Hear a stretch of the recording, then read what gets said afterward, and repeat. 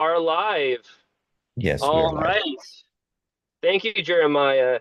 Peter Terry, we're so happy to have you with us today. It is Sunday, February 9th. It is a beautiful day outside. It's a sunny day in Florida. And for those of you who are just joining us, Mr. Peter Terry, who has joined us for several previous sessions, has several sessions you can find now online by searching Clearwater Baha'is on YouTube or on clearwaterbaha'is.org. You can find some of the sessions. Of course, you can go to our Facebook page for the Baha'i Center of Clearwater. If you like the content, we invite you please to subscribe so you can see more of our content on Facebook, on YouTube. With that being said, we continue to share really innovative content, thoughtful content, and we hope that we only continue to have amazing contributions like those we're going to have today. Very thought provoking, sometimes very new, sometimes a new perspective on things that we've thought we always knew. So, with that being said, Mr. Peter Terry, he's on our Clearwater Baha'is page. Please look him up. He's a scholar, a bright mind. He's got classes on the Kitab-i-Iqan, which you can view, as well as other holy books such as the Persian Bayan. And that being said, all of our thoughts here, it's our personal opinions. We are all here as individuals appearing to learn from one another. And thus, as such, we'll have some people on Zoom asking questions. We're going to have some people probably in the comments asking questions. And all of your questions are welcome. Just please note that all of our impressions that we have are our personal views and not the view of the Baha'i faith or the Baha'i teachings themselves. Please use this as a stepping stone to do your own research, to investigate and learn for yourself. With that being said, Peter, welcome. We're so happy to have you. Thank you, John. Glad you're here too. And thanks to Jeremiah for putting us on screen. We got this going. So with that being said, do we have a screen share that we're working on? Yes, I'm going to share it in a moment. I did Okay. want to just make a few comments before I get started with actually sharing this document. Um, for many years, I have actually assiduously avoided talking about topics that could be misconstrued by my fellow Baha'is as crossing the line between matters that pertain to the faith and matters that pertain to politics. And I've decided today to take a bit of a risk in addressing a topic that just doesn't go away. And I think it's very important for us to talk about things that are particular preoccupations of members of our faith, with the understanding that when we talk about them, we have to do so in a manner that preserves the integrity of the Baha'i teachings and is not simply expressing our personal opinions. Because our personal opinions, frankly, on matters of politics are all over the map. And those could be a source of disunity and unhappiness between believers, and therefore make us much less capable of sharing the Baha'i message with others, as well as following it ourselves. So I wanted to make this initial statement, and I wanted to explain to you that because there is so much talk, and has been for a long time, about the matters that I'm going to be addressing, and not just in our general society, but also in our community, I felt that it was really important for us to sort of bring it to the table and talk about it. And this is meant to be a dialogue. Now, I understand fully that Zoom presentations don't make themselves into a very effective dialogue, and we usually don't have very much time to actually have an open discussion. But I'm hoping that this presentation will lead to others, and that in the course of perhaps other conversations, we can go back and forth much more, and not only have one presenter, but have in effect multiple presenters. So that being said, I'm going to share a document. The document is in the chat. It is configured in such a way that anybody can save it and open it and read it and share it. All right. We can't change it, because for that you'd have to have the editor capacity. And then if I was to share that with everybody, then you would be, then my original document will probably quite quickly be changed and unrecognizable.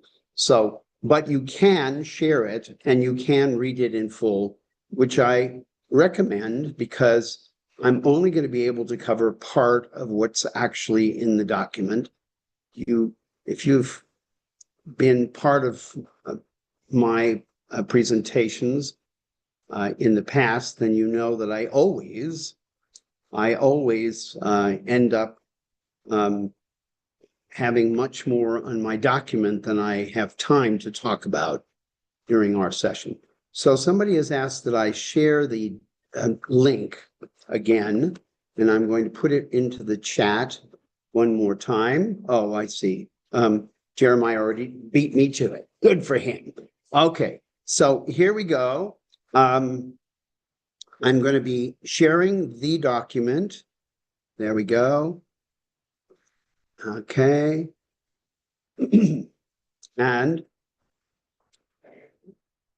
let me see if I can put my sidebar over to the side so it's not cramping my style. Okay. So the first section here that you're going to see is a list of dates, of links, and of facts about the two originators of the Communist Manifesto. They were co-authors of the Communist Manifesto. They were actually very close collaborators for much of their lives, and they are actually the co-designers, if you will, of the communist ideological position. And they are Friedrich Engels, who lived most of his life in England, and Karl Marx, who started out in Germany, lived in Paris for quite a while, and then also ended up the end of his life in England. And to give you a little tiny bit of background, Friedrich Engels came from a wealthy family that had a very profitable business, and he actually took over the business at one point. And this provided him not only the means to support himself, but also to support his friend and collaborator Karl Marx and his family, and also other people who were involved in their circle of friends and collaborators. So it's ironic in a sense that what enabled Friedrich Engels and Karl Marx to develop their philosophy and then promulgate it amongst at least a limited number of people during their lifetimes was that his family was engaged, and he was engaged in a profitable capitalist business. But, you know, that's one of the many things that's very interesting about these two. And so, first of all, I'm giving a list of the dates of each one, which one of the things that Baha'is will notice right away is that both Friedrich Engels and Karl Marx started in 1844. The actual beginning of the communist ideology began in the same year as the Declaration of the Bab. And this actually is of enormous importance and will undoubtedly be studied by many scholars in the future. And I put right after that a citation of the two the twin manifestations, who are Ali Muhammad Shirazi, also called Nuqta Allah, who was the Bab. We know him as the Bab, which was the first name that he went by when he was first declaring in 1844. So I have, again, the list of the Bab and then Baha'u'llah. When I take the document, there are a lot of documents here because the Bab wrote a great deal. And as we know, Baha'u'llah wrote even more, which is not surprising considering that Baha'u'llah lived for a lot longer after his declaration than the Bab did. Of course, Baha'u'llah did not write his initial writings, were not originally forthcoming in 1844 because it was intended that he conceal his station until either the year 9 or the year 19. And the year 9 was 1852 when he received the summons in the Siachal that identified him as being him whom God shall make manifest. And then in the year 19, of course, is when he made his declaration in the Garden of Rizwan and to a small number of his companions. So this is a fairly complete, it's not absolutely complete because the World Center has identified something like 15 to 20,000 tablets written by Baha'u'llah. And I'm only listing maybe 100 or so.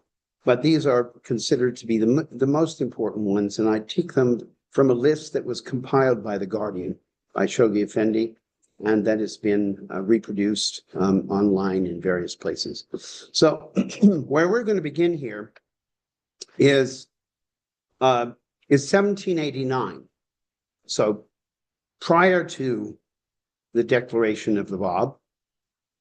And we're going to begin with the French Revolution. On the 5th of May, 1789, the French Revolution began. And this was a process that continued for a number of years.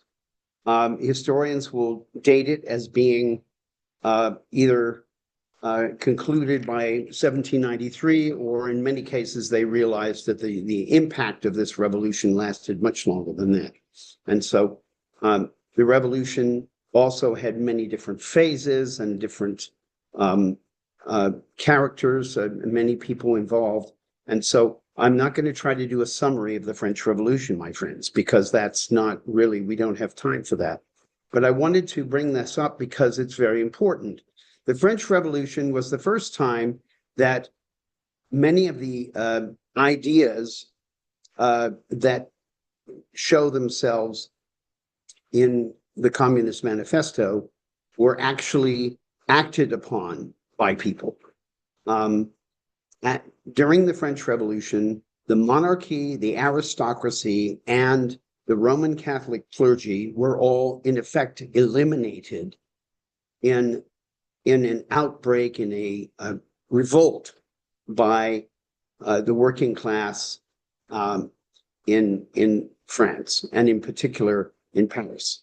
In 1792 was begun the Paris Commune, which was the first attempt to create a more or less communist state in which everything would be shared and there would be no privilege accorded to anybody. And this started out led by liberals, and then it was taken over by radical leftists in just a few, 1 month later, actually, okay? And then by a few years later, in 1795, it was disbanded and taken over by more moderate forces. And then in 1871, a new Paris Commune was established. And this one is the one that attracted the attention of both Karl Marx and Friedrich Engels. And the reason why was because at this commune, more of the actual ideas of of these communist theorists were put into practice. In fact, Engels called this the first time that the dictatorship of the proletariat, which is one of their key ideas, was actually put into practice. And the French, this Paris Commune lasted for only 10 days more than 3 months. So very, very short period of time.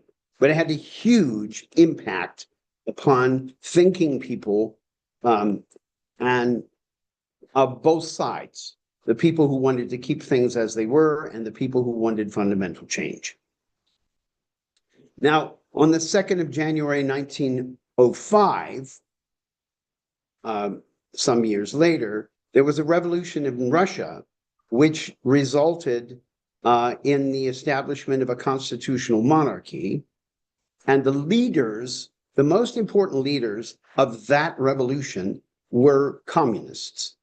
So you see, communism was developing in the background, but there were eruptions in which it was actually put into practice by people who were determined to change the political and economic status quo.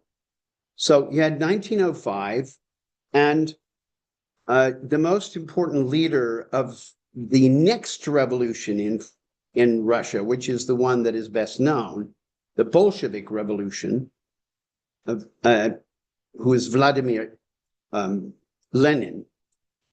He said that without the revolution in 1905, the one in 1917 wouldn't have been possible. Somehow they were testing out, seeing how effective they could be in changing the government. So they changed it into a constitutional monarchy. They were able to bring about that change in 1905, or actually by 1907. But this was not their end game. The end game was to overthrow the government and to institute a dictatorship of the proletariat, which was entirely supposed to be on communist principles. And that was accomplished starting in 1917. And it unleashed a huge war inside of Russia, which lasted until 1923. And during that time, not only the government of the Tsar, the monarchy, but the nobility and the clergy of the Russian Orthodox Church were completely deprived of any role whatsoever in the governance of the country. And in most cases, their possessions were absolutely taken over by the Communist Party and supposedly redistributed to the people.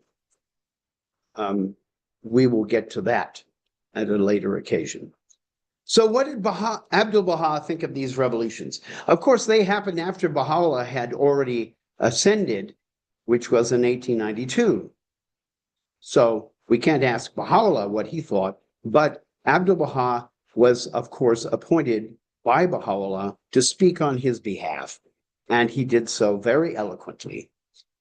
So I'm going to cite a few tablets in which it's very clear what he has to say about these revolutions. In January 1920, Abdu'l-Baha wrote a tablet, most of which has been translated into English. I give then the full citation in English as it has been reproduced in selections from the writings of Abdu'l-Baha. And you don't have to go and look this up on the internet. I quote the entire passage, okay? And I'm not going to read the whole thing, because you can do that to yourselves and think about it, because he does it in the context of a talk, and see what he has to say about that. What I'm going to do now is bring you to where this tablet was quoted in a letter of Shoghi Effendi dated the 5th of June, 1947. And the reason why I'm going to do that is because in this particular letter, the Guardian explains the significance of this tablet and what it says. In one of the most remarkable tablets revealed by Abdu'l-Baha, now wait a second, That's really an extraordinary statement right then and there, because the Guardian does not mince words. If he says this is one of the most remarkable tablets revealed by Abdu'l-Baha, that means this is towards the very top of the list of tablets that we should be paying attention to. Passages of which have already been quoted on previous occasions, written in the evening of his life soon after the termination of the First World War, he anticipates in succinct and ominous sentences the successive ebullitions which must afflict humanity. And what are ebullitions? You're probably wondering. Ebullitions. They are basically what we would call eruptions, calamities, revolutions. So prior to 1947, The Guardian had cited passages from this very same tablet in letters dated the 28th of November, 1931, which is included in the World Order of Baha'u'llah, compilation of his letters. On the 25th of December, 1938, which is in a letter entitled The Advent of Divine Justice, and on the 28th of March, 1941, in a letter that is in The Promised Day is Come. That is The Promised Day is Come, yes. So I'm going to quote from the earliest dated citation, which is found in a letter that is entitled in the compilation of the World Order of Baha'u'llah, The Goal of a New World Order. And I'm going to begin with the words of Baha'u'llah, because this sets the stage right here on what Abdu'l-Baha is going to say next. The face of the world, Baha'u'llah laments, hath altered. The way of God and the religion of God have ceased to be of any worth in the eyes of men. The vitality of men's belief in God, he has also written, is dying out in every land. The corrosion of ungodliness is eating into the vitals of human society. Religion, he affirms, is verily the chief instrument for the establishment of order in the world and of tranquility amongst its peoples. The greater the decline of religion, the more grievous the waywardness of the ungodly. This cannot but lead in the end to chaos and confusion. The Guardian continues here. He says, this vital force is dying out, referring to religion. This mighty agency has been scorned, this radiant light obscured, this impregnable stronghold abandoned, this beauteous robe discarded. God himself has indeed been dethroned from the hearts of men, and an idolatrous world passionately and clamorously hails and worships the false gods which its own idle fancies have fatuously created, and its misguided hands so impiously exalted. And here comes a passage that you have probably heard many times in your life, and it's very central to this entire thesis. The chief idols in the desecrated temple of mankind are none other than the triple gods of nationalism, racialism, and communism, at whose altar governments and peoples, whether democratic or totalitarian, at peace or at war, of the East or of the West, Christian or Islamic, are in various forms and in different degrees now worshiping. Their high priests are the politicians and the worldly wise, the so-called sages of the age. Their sacrifice, the flesh and blood of slaughtered multitudes. Their incantations, outward shibboleths, and insidious and irreverent formulas. Their incest, the smoke of anguish that ascends from the lacerated hearts of the bereaved, the maimed, and the homeless. I will now list you. There have been over 100 governments established along communist lines since those words were uttered and penned by the Guardian. but I'm going to give you a list of the ones that have survived to this day. North Korea, where a communist government was established in 1948. China, 1949. Vietnam, 1945 in the north, 1975 in the south, and 1976, the two North and South Korea were combined into one nation. Cuba in 1959, Laos in 1975, Nicaragua in 2007, and Venezuela also in 2007. Now, many governments have adopted laws, policies, and practices that derive from communist ideology, not just the ones I've listed, that those represent a fair number of people, certainly well over 1 billion people, but we're 8 billion now in the world. And so the percentage of humanity that are communists has decreased over the 20th and 21st centuries, but the influence of the movement of the left is very widespread. And after nearly 200 years, it's deeply rooted. Now I'm going to talk about its influence upon religion. Pope John Paul XXIV convened the Second Vatican Council from October 1962 to the 8th of December 1965. Specifically, his intention was to update the teachings of the Roman Catholic Church so that it could relate more effectively with people who were living in a secular society, which meant all societies actually at that time, and whose members largely rejected religion. Many of the reforms that were enacted in this council, in the Second Vatican Council, were influenced by the movement of the left. I don't have time to go into the details of that, but I would gladly do a presentation that would talk about what features of the Roman Catholic Church were changed by the Second Vatican Council and since in the decades since the 1960s, where they've been implemented, and particularly under the current Pope Francis. While in Latin America, to set the stage, communist revolutionary groups were fighting the government, and for various periods of time, Argentina, Bolivia, Brazil, Chile, Cuba, El Salvador, and Peru had communist-led governments. As we know, Cuba still does. Those other countries now do not have communist-led governments. In Colombia, the Marxist guerrilla movements FARC, ELN, and EPTs waged civil war against the government from 1974 and were joined by M19 in that year. And their influence is still felt in Colombia, although they brokered a peace deal in November of 2016. Now, I mentioned specifically Colombia for this purpose.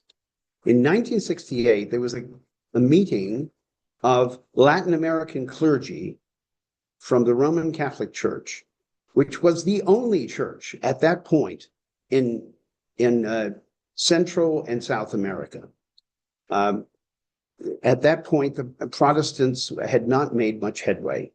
And so really, the vast number of the people were Roman Catholic. And so this was a gathering together of Latin America clergy, and they came together to consider a new theology called liberation theology. And there's a bunch of names there of people who contributed to it, and all of them were Latin American, and all of them were Roman Catholics. And the famous pedagogical philosopher who endorsed this liberation theology, however, without any association with Roman Catholicism, because he was speaking to educators, was Paulo Freire from Brazil, whose book, The Pedagogy of the Oppressed, was published in the United States in Spanish in 1968 and in English in 1970. And that book has had a huge influence on American educators and American universities in general. Now, to go back to the 1968, so this was first published, this book, in 1968. Also, that is when the famous gathering of Latin American clergy in Medellin, which is the a city in Colombia occurred. So many of the student movements in the United States, dating from the 1960s and ever since, have been tremendously influenced by the ideas that were propounded by the liberation theology. And the reason why I bring that up is because very often when people talk about these sort of ideas, they only talk about the secular adoption of them, which has been much smaller in the United States than the adoption by the Roman Catholic Church. A great deal of the Roman Catholic Church to this day is very much influenced by these ideas, okay? And that would include the so-called woke movement that has been adopted in so much of the United States. So what did Abdu'l-Baha think of this movement of the left? While there is no mention of the left in the following talk specifically, it discusses at length the principles that are integral to this movement. And it took place 1 year before his first documented reference to the left, which I will get to in a moment. This particular talk is dated sometime between October and December of 1911. It's included in the collection of talks called Paris Talks. And in this, this is quite a long talk by Abdu'l-Baha. I'm not going to read the whole thing, but I'm going to read, excuse me, I want to read a particular passage from it because it's of, although the whole thing is extremely important. He's telling the story, he's giving an example of what would happen if we were to create a society in which everybody was the same, in which there were no distinctions between people. And that was a society that was established by a king, supposedly, a king Lycurgus, who was the reigning monarch of Sparta for a period of time. And that experiment was a failure. But it's the first time that we have described in history where this was attempted. And so Abdu'l-Baha cites this in this very important talk, which I've given you full. And now I'm going to actually read some of the talks where he specifically uses terminology that refers to the leadership of this movement of the left.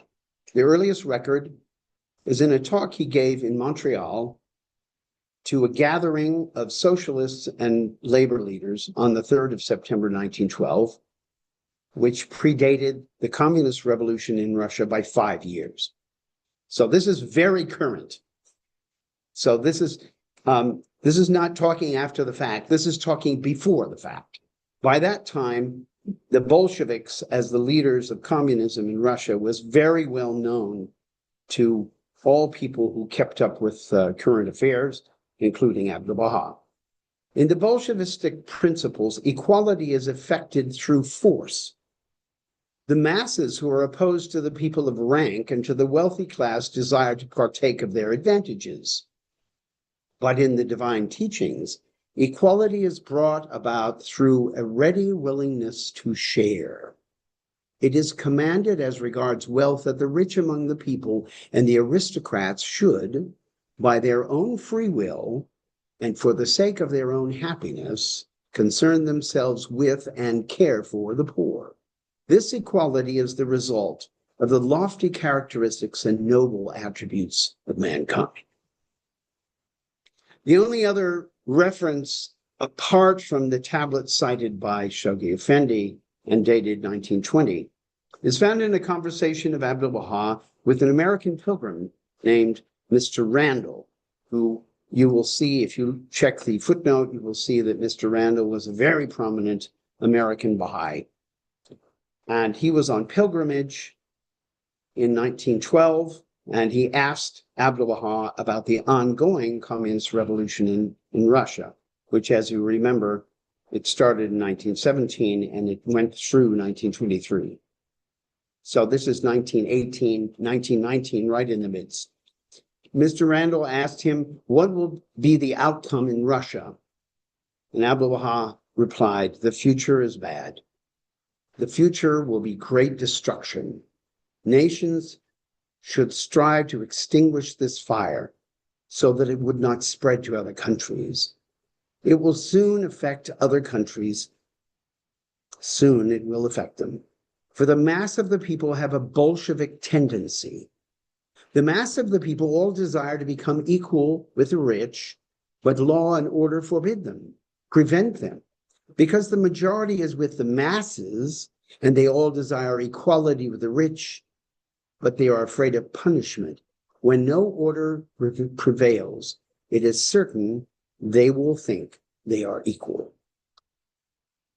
So I think you could clearly see that Abdu'l-Baha has fundamental disagreements with the movement of the left.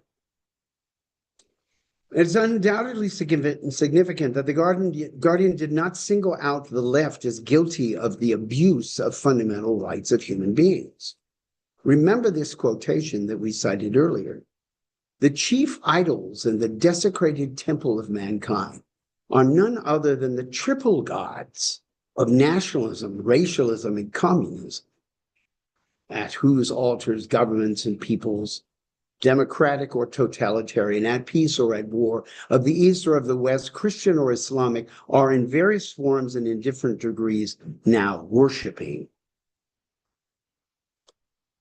It would take at least another talk, in knowing myself, it would take more than that, to identify specific similarities and differences between the teachings of Baha'u'llah and those of Karl Marx and Friedrich Engels. But from what we read here, it is clear that they are far from identical. To begin with, while Baha'u'llah reveals that there are infinite spiritual worlds apart from this physical universe, Marx and Engels believed and taught that there is only this physical world.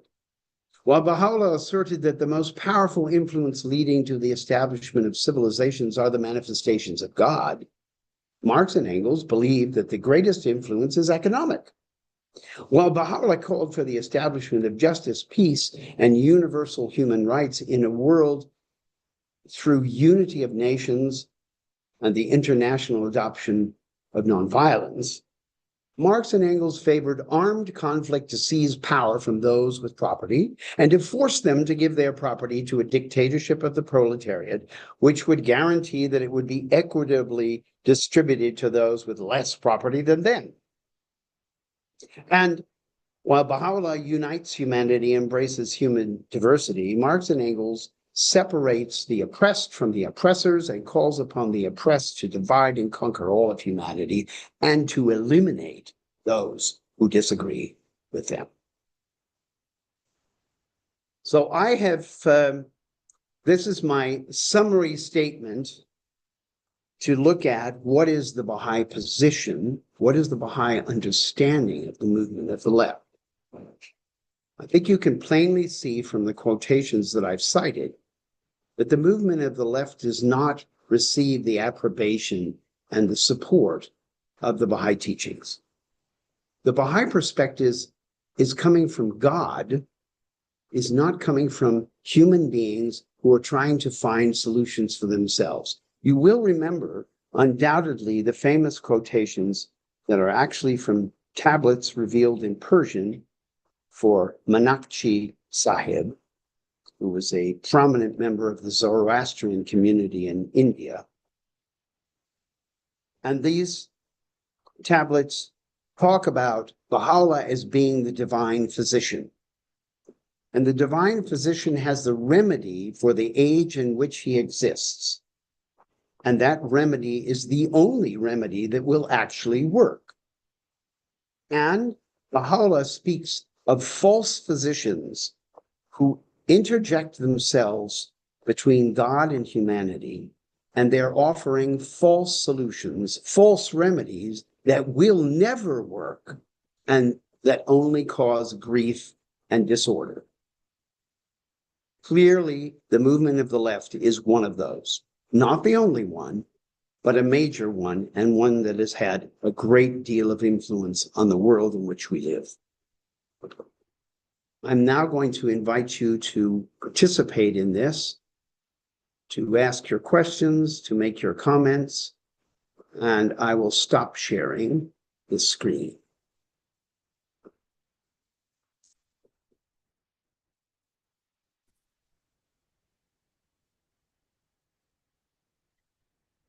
So, Not to be, Peter, we do have a hand raised. we have to raise our hand. I'm sorry. Yes, Yeah. definitely you should raise hands or put something in the chat, and then Jeremiah will call on you. I don't know how to raise my hand. I'm sorry. Oh, like this. Oh, So okay. it's in the reacts. Oh gosh. It's okay. It's okay. Sorry. I Turn on hear your camera. voice. Oh, the reacts. Okay. Raise hand. Sorry. Not a problem. Please go ahead, Susan. Not to be cheeky, but so what about the right movement? Is that also considered? I mean, because the extremes, right? I mean, are not good. So when we go to the specific wording that the Guardian utilized, he talks about the triple false gods, right?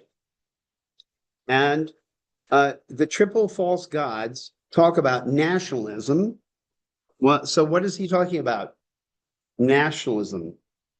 He's talking about the nationalism that was rearing its ugly head in Europe in the 1930s. In the 1930s, it was an extreme nationalism that put the interests of a particular nation state ahead of those of any other nation state, and was not interested in sharing power or finding solutions with other countries. It was entirely focused on an idolatrous worship of the nation state. So that's one. And when he speaks of communism, he's speaking of communism. So that's pretty clearly identified, because the communism he's speaking of was embodied in many governments by 1935 when he wrote that comment, and in subsequent treatises where he wrote about it. And in fact, communism was very much established globally until basically the fall of the USSR, which came, as you know, very recently. About 1991 is when the final fall of the USSR occurred, and all of the countries that had been part of the USSR were released from that bondage to Russia. And so I just want to point out, this is very much news. And the fact that now we have a number of countries that went through a communist leadership and communist government for decades, and who are now not pursuing that path, is also indicative of their discovery that communism didn't work for them. They tried it, and they found that it was not capable of bringing about the kind of social transformation that they had hoped for, and that it instead caused a great deal of division and a great deal of unhappiness. So let's see, who is the second person? Oh yes. It's so Terry. As far as the right, so the movement of the left is really about socialism and communism. The movement of what is called the right is a much more ambivalent term, because it's meant different things at different times. And basically, it can be perceived as a reaction to the left, okay? And the reaction to the left takes many forms, some of which the Baha'is would certainly be in agreement with, and others no, because Baha'is are not interested in keeping the status quo in the world. After all, that's the whole point. Baha'u'llah brings new teachings to establish new institutions, new laws, and a new way of life. And that life is focused on a global existence in which the rights and value of all peoples are acknowledged. That's not a return to the past, because that's never existed in the past. So let's see, who would like to, who do you want to acknowledge? Yes. We have Terry. Edward and we have Terry. Okay, basically, and this is basically my opinion, I think the far right would be considered Christian nationalism. I mean, if you look at what's called the Byzantine Empire, I mean, especially if you talk to certain Christian fundamentalists who oppose any type of religious plurality, then to me, that's like far right. I mean, some people cite, Adolf Hitler with what he did with Nazi Germany and the anti-Semitism that permeated Nazi Germany. I mean, it's just like, well, the thing is, if you look at what happened in Nazi Germany, they borrowed a lot of Jim Crow laws here from the United States after, after the U.S. Civil War. And, that's basically how they, were able to seize power. And unfortunately, some people are seeing that happening in the United States as we speak, where you have the far right, seizing power, and it's creating a lot of confusion. I'm afraid the United States right now is going through that transition. Like I said, that's my opinion. So, Terry, to address what you've said, it would take another session for sure, because when you look, that's looking at what's going on from a perspective of what's happening in the United States right now. And that's very important for us to address. I'm not belittling that at all. But when you see the big picture, it's much, much more complicated. For example, just to give a little example here, probably the biggest challenge to the ideals of nonviolence and of global cooperation, probably the biggest challenge in the world right now is not the Christian nationalists in America. It's the jihadists who are all over the place, who want to establish a caliphate, a global caliphate, and who have proven to be very determined to accomplish their objectives and willing to do anything. But then that's only part of the story too. There's other parts. For example, in Myanmar, which used to be called Burma, an absolutely atrocious movement, which has Buddhist monks at its head, has set out to destroy the Rohingya, which are the Muslim minority. So, as soon as you want to blame one group, you find out another group is just as responsible for atrocities towards other people. And you can go into that in more detail, and you can look at what's happening in China. The Chinese invaded Tibet, took over, and basically threw out the Buddhists. The Buddhists who have been running the government there and running and directing the culture for, well over 1,000 years. And then now they're going to do the same thing with Uyghurs, who are the Muslims of Turkic descent, who now are shut down in basically concentration camps. And as much as the global community whines about this, nothing's being done about it. And we have no idea how many of those people are being eliminated. But certainly all of the ones who will survive are ones that who were converted to, the Chinese communist ideology. So the big picture is very complicated, is what I was going to say. And we're not going to have time to get into that, but that's not me telling you that it's not important or that I don't think it should be addressed. Just that, hold that thought, okay? And let's do that another time so that other people have a chance to talk. Edward, go ahead. Okay, so thank you, Peter, for a wonderful talk. I appreciate it very much. It's so good to see you again. I wanted to mention, in response to Susan's remark, that I actually did a word search in the Baha'i writings for the phrase movement of the right. And it cannot be found in the Baha'i writings, at least any of the writings I have access to. So it seems that the writings are identifying a specific phenomenon of interest when it speaks of the movement of the left. Anyway, I just wanted to share that results of my word search. The other thing I wanted to mention and ask you to comment on, Peter, I didn't see it in your summary at the end, which is that the movement of the left is specifically anti-theistic, hostile to religion as a worldwide brotherhood or community. So what would you say about that? Well, The Guardian, I think that The Guardian said it much better than I can. And I mean, literally much better. His eloquence on this subject, even from just that short quote that I read to you, is just, I mean, nobody writes that way anymore. Seriously.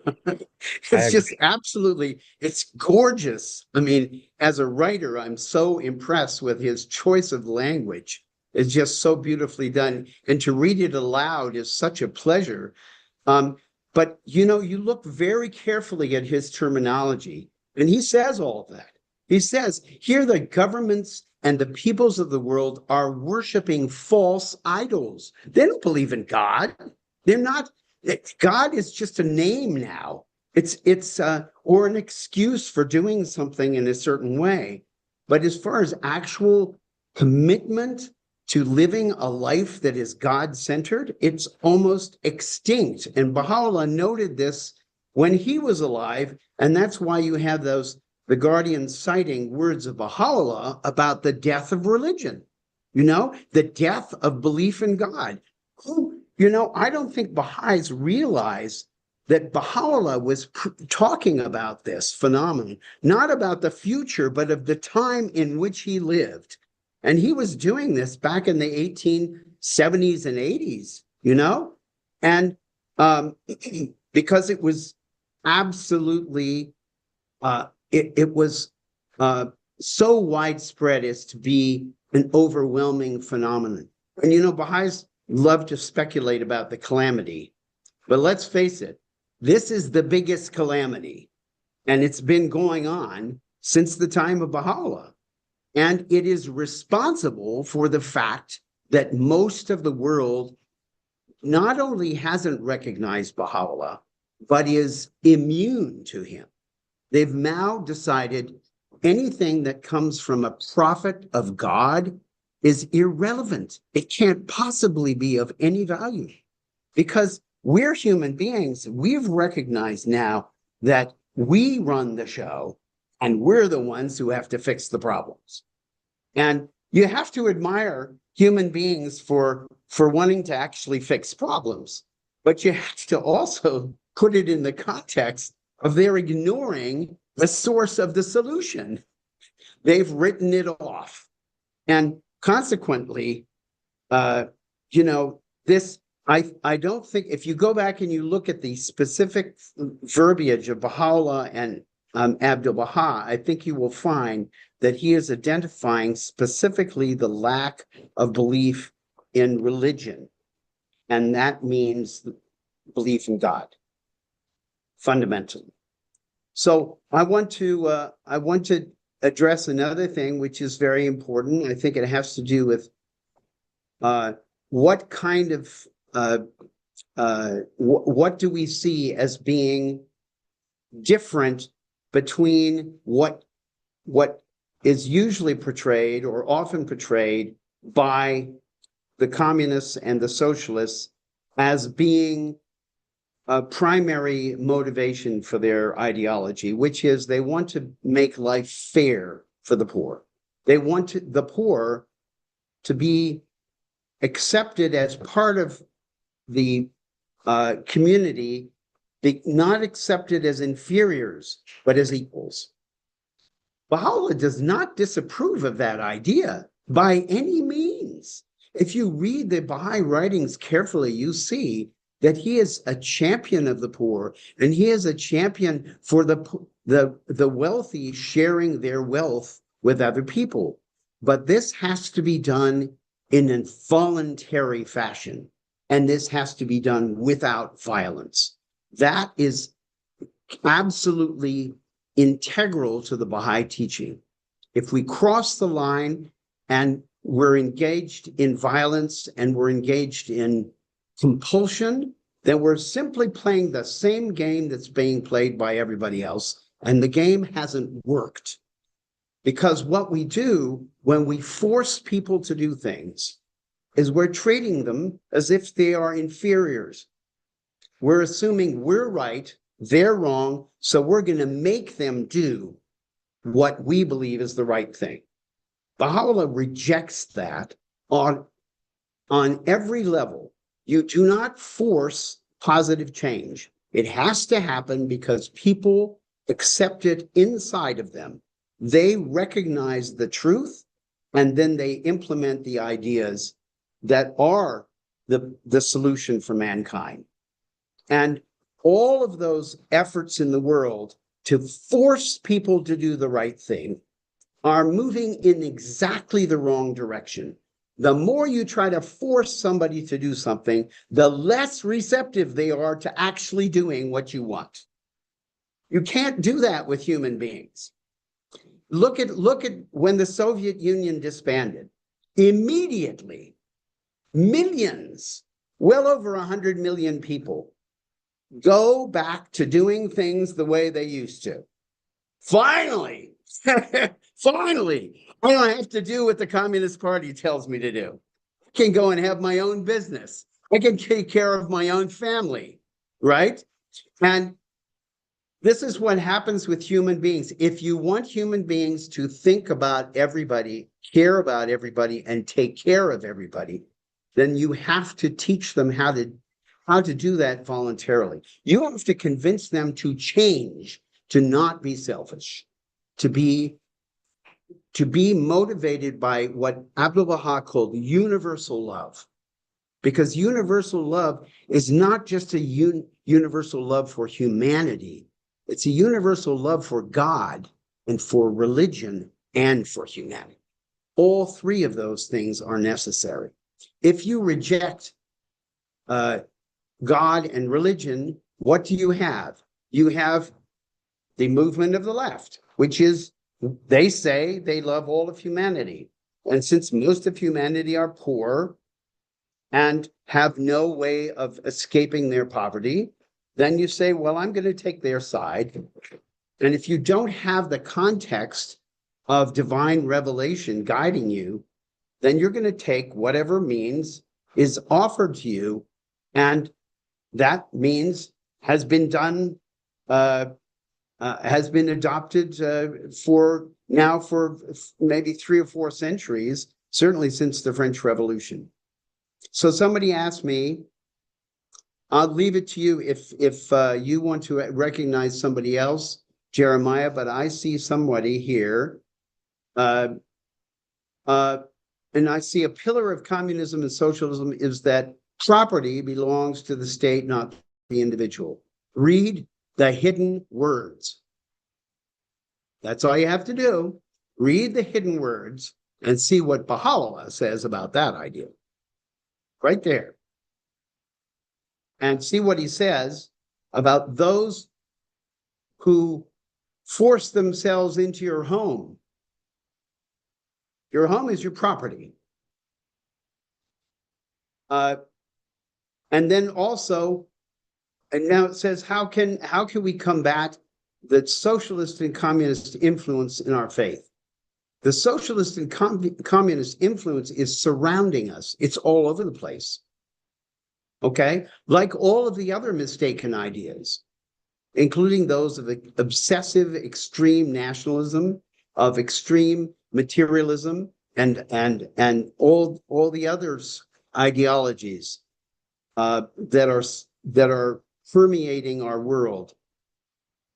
First of all, we have to recognize where we stand and then be able to separate ourselves from them so that we don't inadvertently adopt ideas from the outside world that may appear to be appealing to us, but that are actually contradicting teachings of our faith, teachings of Baha'u'llah.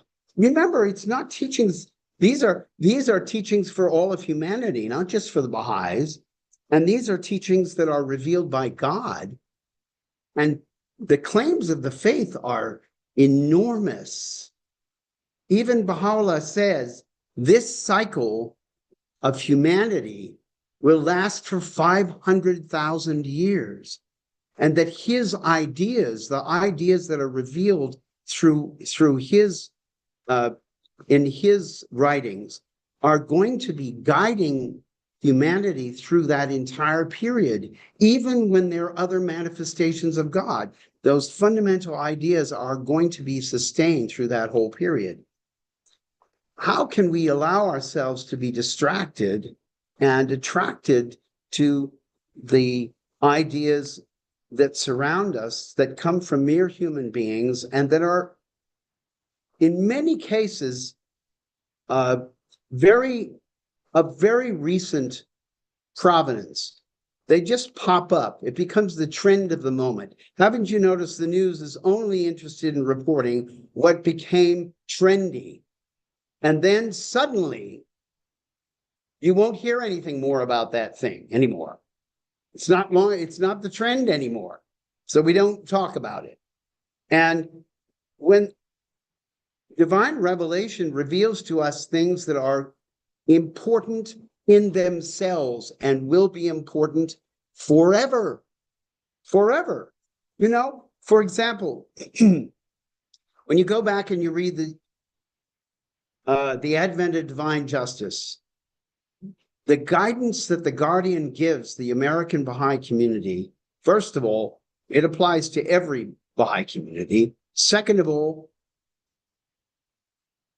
every single article of that guidance refers to today just as much as it did to December 25th, 1938.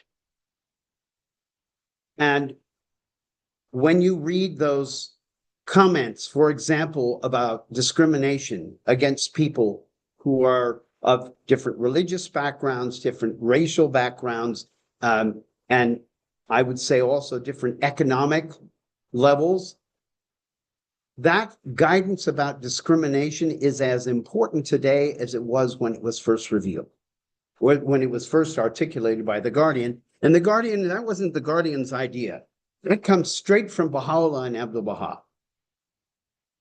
And he is simply putting it into words that he hoped would resonate for people of that time and people of our time. Now, I see that somebody has put up a hand, a year of profound reflection, perhaps? Yes, sorry. I got attached to that name and I cannot put my own. And I'm a low vision, so if somebody's trying, I see something keeps popping up, if somebody's trying to reach out to me, I cannot see the chat. Yeah, if you I'm can a just person give of, us your name before you ask your Milagros. question. My name is Milagros. Thank you. Yes, Mr. Terry, I'd like to thank you for bringing in into your conversation about universal love. And I'm an indigenous woman and a Baha'i. And one of the things that I have found that is interesting is, that it's hard for people that are not, that I've encountered that are not indigenous, the concept of all our relations and everything being sacred. And that for us to create this oneness of humanity, we have to have love for each other, not a thought about love, but a genuine love in our hearts. And I think we're having a hard time understanding what that is. What it feels like that to me, that we're having a hard time understanding what it is. What Baha'u'llah talks about, this love that we should have for each other, because in this American culture, what we see is really a dialogue of intellect, and people trying to have a conversation, but with what it feels like to me, with no roots attached to the heart. So they're expressing a thought, but not reflecting and sitting within it. And until we understand, and I believe that the only reason I understand this, to be honest with you, is with my spiritual upbringing as an Indigenous woman, of my grandmother teaching me about the sacredness of Mother Earth, the sacredness of everything upon her, because God created it.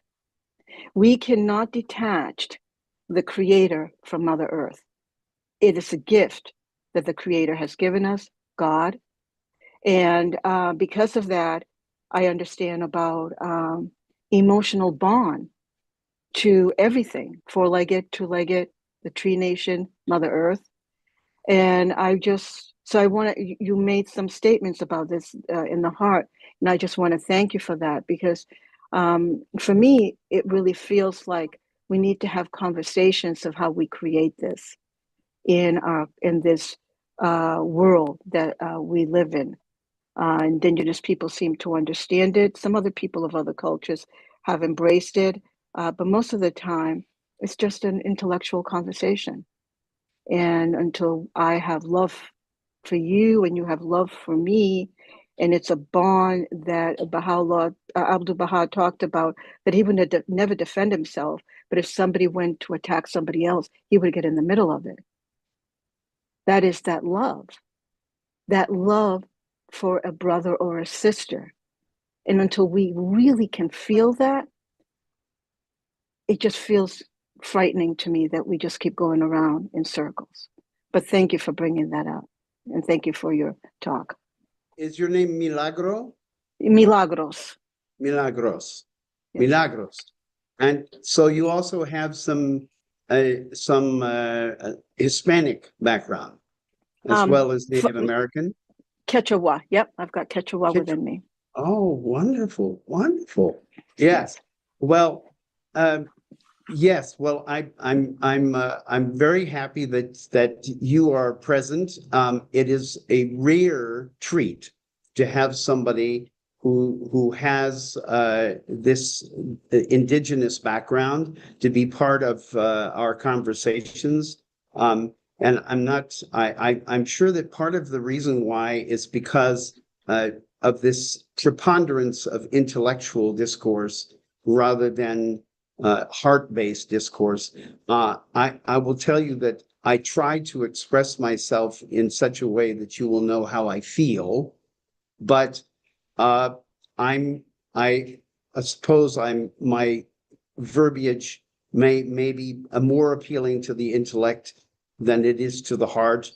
And that's partly because I found that with most people, if I speak with too much emotion, how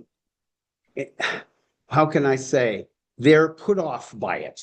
They feel uncomfortable. They feel, I remember first encountering this very early. I'm 72. When I was 19 and I first encountered the faith, I was so full of love of God and love of humanity, and it was bursting.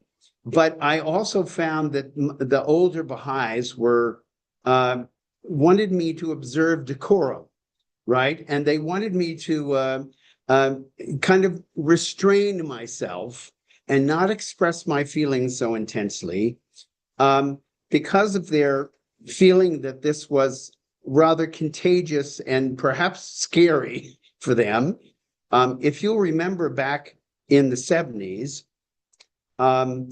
there was a very strong New Age movement. There was a very strong belief amongst quite a few young people that we needed to, and I'm talking about young people from my ethnic background, who were the predominant population in the United States at that time, is that we needed to listen to people from other backgrounds, that particularly Native Americans were a big group of people that we wanted to learn from.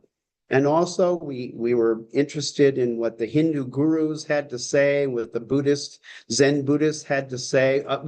Basically, we were opening up to all kinds of experiences of the divine and experiences of even of humanity that our parents didn't know anything about, that our fellow Americans were not really comfortable with. And that's to a large degree, that intense emotional sense of connection with people and basically their human diversity and their human connection with the divine in whatever form it might take. That's still there, but it's under veils, it's under layers of concealment because we haven't found ways that we're comfortable with to share it and not have it go to extremes. It did go to extremes. Honestly, I know. I was part of those extremes. I know where it, when you allow your emotions to predominate, it can lead you to places that are dangerous as well as places that are good. And having the wisdom to choose between those two things was certainly not within the toolbox of many people in my generation. Now, those who were brought up in traditional Native American families probably had a much better handle on how to differentiate between enthusiasm and inspiration. But my people from my background, not so much. And so I think that where you begin with is by actually opening up to expressing that love to your fellow human beings. Yeah, Mr. Terry. We have to do it. When we do it, and when people feel that they are being embraced and that they are being cared for, it's a phenomenon. It opens the heart of the recipient, as well as, giving credence to their belief and their intention, which is to show love. Please go ahead, Milagros. No, Mr. Terry,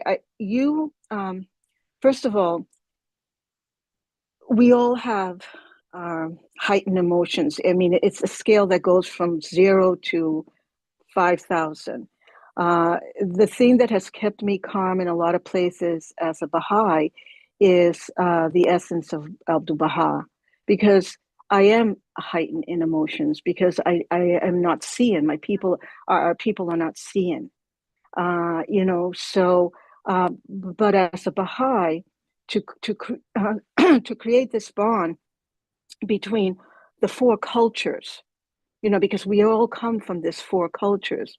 To the north was the white culture, to the east was the indigenous culture, to the south, for us in our prophecies, to the south was the Asian culture, and to the west was the African culture. And we got sent in our storytelling, we got sent into four directions to hone in our gifts. And then we were supposed to come back together again and create this unity. Something happened. Who knows what happened? We don't know what happened, but something happened. So all along, we were supposed to come together to enrich each other. So we are all in conflict of not being seen, all these four cultures of different perspectives, not being heard. And as Baha'is, as a Baha'i for myself, I had to learn how to be able to speak to somebody that does not understand my language. And I don't mean a foreign language, I mean the way of cultural language, without getting aggravated. And the only thing that has ever helped me is Abdu'l-Baha, with lower thyself, humble ourselves, doing all these things here. But I have to tell you that you are an influencer. I've never really seen you before. I only came because of this communist thing. I was very fascinated by this topic. So, and I felt your excitement within your words. I felt your heightened emotional self within your words. And if anybody can do this for our white brothers and sisters, it would be somebody like you. So I think you should show your emotions, because then, like my anger, I tap it down. And then when I'm by myself, it explodes. Well, maybe you can tap down your emotions to a little bit, and then a little bit coming out more in your conversations. Because to be honest with you, because of your position as a white male person, and so eloquently speaking, and probably your degree, so I really don't know much about you, and I hope I'm not being disrespectful here, white culture and other people will listen to you. You have the ear of a lot of people. So please do share your love emotion and bring it forward. And thank you for this presentation, because it taught me a lot that I didn't know. So thank you. I have to say, Milagros, I'm very moved that you're giving me permission to express my love for my fellow human beings, because in most contexts, I'm supposed to restrain myself. And, and if we can't express our mutual love for each other in the Baha'i community, then we're done. We certainly will not attract humanity to our ranks. Yeah. That is what makes them feel that we are genuine, that we are authentic, that we're not like everybody else. Because as far as they're concerned, everybody else has got walls, and they're keeping those walls carefully maintained to protect them from from other people, and to protect themselves from sort of crossing the boundaries and possibly offending people, because it goes both ways. I mean, we can be afraid of the influence of other people, but then also we can be afraid that we'll say something or do something that will be offensive. And I'll share something very personal. I'm married to a woman from the island of Madagascar. And the culture in Madagascar, in many ways, couldn't be more different from the culture in which I have lived most of my life.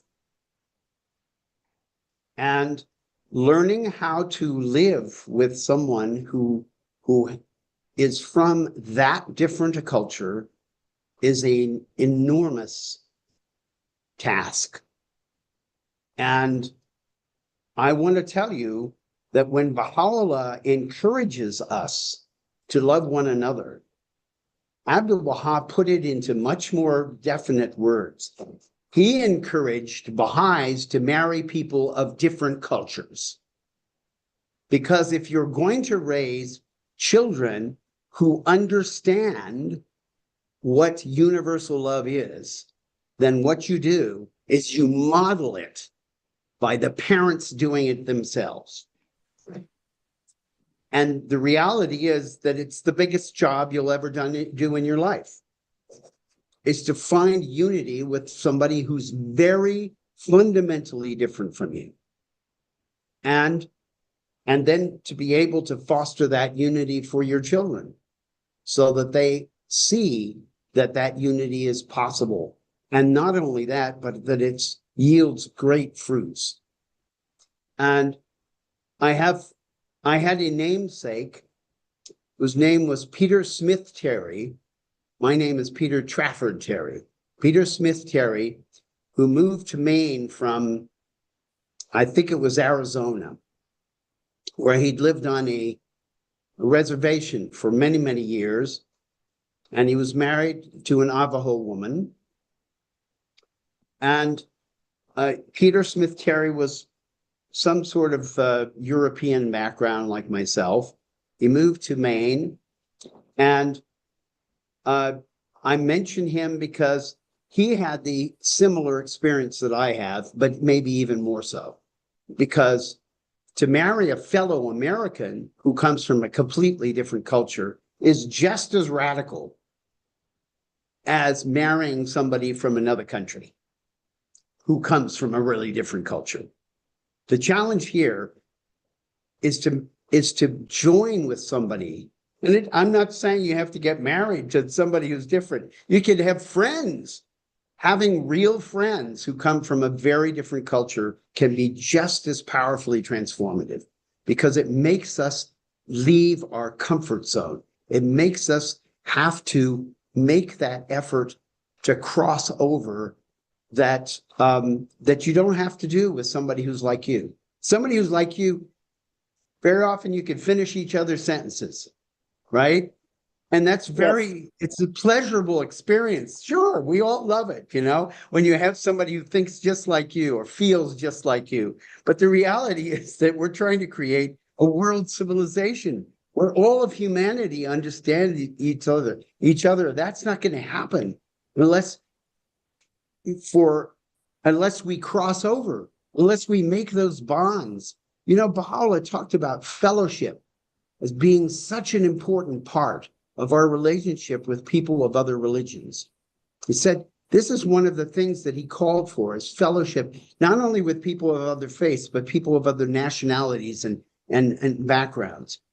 Fellowship means basically to make friends and associate with people. They're part of your community. And I don't mean this very sort of, you know, technical definition of community. I'm talking about the community of people you care about and who care about you. I'm blessed with having friends all over the entire country and all over the entire world. And I know from my personal experience that is something that anybody can have. You just have to go seeking for it. It's right there. It's been waiting for us for forever. And, you know, and this has been acknowledged. It's not as if the Baha'is have a corner on this reality. No. Tons of people have discovered this for centuries, for millennia. But now Baha'u'llah calls upon us to put this into practice globally and to say there's not supposed to be any more of this me stuff. Because me has to be always in the context of us. We're in this together. And that's not an intellectual statement. That's an emotional statement. When I hear about people who are being mistreated, it has to hurt me. If it doesn't hurt me, then something's wrong with me. That means my capacity for empathy has gone down. And then I have to look at why. Why don't I feel pain when my brother or sister is being hurt, is suffering? Why don't I feel it? Then that's work I have to do on me. But don't you think that's conditioning? I mean, you know, when my grandmother used to talk about how strong people of the America, they wear masks. They have masks for every event. They can wake up in the morning and they are going to go and do something, and they prepare themselves for that. So their genuine self is not there. It's what they believe they're going to walk into. So in this country, we have been groomed, or, you know, the structure is to present your front. So it's always like a battle. You're preparing yourself for battle. You're putting your mask on for whatever, whether it's a corporate meeting, or you're going to meet with a teacher, or you're going to go to lunch and you have to present yourself happy. You cannot be your genuine self. So if for hundreds of years this has been being groomed, that has to be untaught. So to be untaught, you have to allow yourself to be vulnerable and allow it to happen. And you have to, not you, I'm not speaking, I mean all of us. So we have to make a conscious decision that I am going today to show a little bit more of myself. You know, I'm going to speak out a little bit more. and not break down the house, because that used to be my thing when I was young. I'm an old girl. So that was my thing. Let's just, take a sledgehammer to the house and break it down. And that's what the faith has taught me. I became a Baha'i in the 70s. And Yes, me too. And the faith was about this love, peace movement. And then it started to create a structure. So it's been hard because I'm more of an isolated believer than I am in groups. And I understand I'm married to a person that's not indigenous, and I am very different. The ceremonies, this and that. And at first he was very curious, and then he became very comfortable with it because he knew what I was doing. Mhm. I explain. And that's the thing I think about also creating friendship, is that we need to share and not say, because you're not indigenous, you have no right to understand what I'm doing. So we need to share our different cultures with each other, to the comfortableness that we are, so that we can create this unity. Yes. It's just not this culture, that culture. It's all of us allowing ourselves to meet each other and share. I'm sorry, I didn't mean to derail this from the communist. You're not Thank you. derailing. You're not derailing. But we do have to How much wrap up time for do we the day. have? Well, we're We get- over. So, We're but over. yeah. So if you can just make some concluding remarks, Yeah. Peter, Okay. I'd Okay, appreciate so- it. So my concluding remark, is that I am absolutely delighted that today we are joined by somebody who's never been with us before, because a lot of you are return customers. Let's put it that way. I'm delighted we have somebody new and somebody who has spoken out about her experience, and that her experience is probably radically different from a lot of us. This makes this session that much more precious to me. And I hope, Milagros, that you will return. And I hope that we will be able to continue a conversation. And as I said when I started, this is a very big topic. It's a topic with a whole lot of different angles to it. And I hope to have the opportunity to talk with you in the future about other aspects of the same topic. And before I leave, I love you all. Ya Baha'u'llah. Thank you. Thank you, everyone who participated, and we'll see you all next week.